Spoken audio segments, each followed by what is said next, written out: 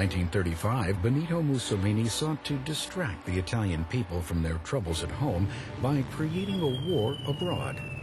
Claiming Ethiopia as their territory, the Italian military invaded the African country, easily defeating the poorly equipped nation.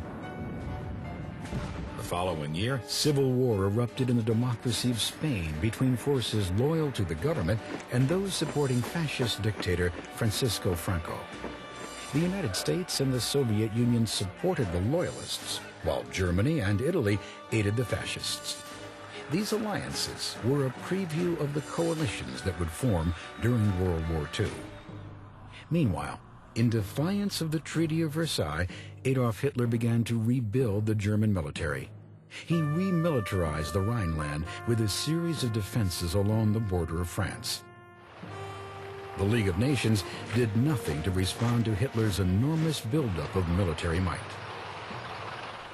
Emboldened, on March 12, 1938, Hitler annexed Austria, marching over the border and occupying the country with a full-scale invasion. He then demanded Czechoslovakia surrender control of the Sudetenland. Once part of Germany, the Sudetenland was remapped as a territory in Czechoslovakia after World War I. Hitler believed it was the right of the Germans to take this land back. Britain and France had to respond to Hitler's aggression, but they faced a difficult decision. Rather than risk another war with Germany, they signed the Munich Agreement, forcing Czechoslovakia to relinquish the Sudetenland to the Germans. In return, Hitler promised that this would be his last territorial demand. Britain's Prime Minister, Neville Chamberlain, felt appeasement of Hitler was a victory and received a hero's welcome when he arrived home. This morning, I had another talk with the German Chancellor, Herr Hitler. We regard the agreement signed last night and the Anglo-German naval agreement as symbolic of the desire of our two peoples never to go to war with one another again.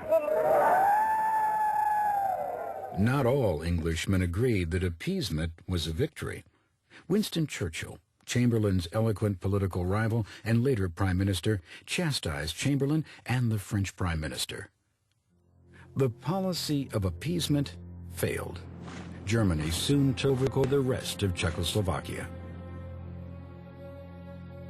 In August of 1939, the Nazis and the Soviets signed a non-aggression pact, vowing they would never attack each other. The pact between these two powers shocked the rest of the world. Stalin, though he hated the Nazis, signed to avoid war. But the non-aggression pact also contained a secret agreement, which allowed the Soviet Union territorial control of the eastern half of Poland and the Baltic states in the event of a war. Later, Stalin would learn a bitter lesson. Treaty or not, Hitler could not be trusted.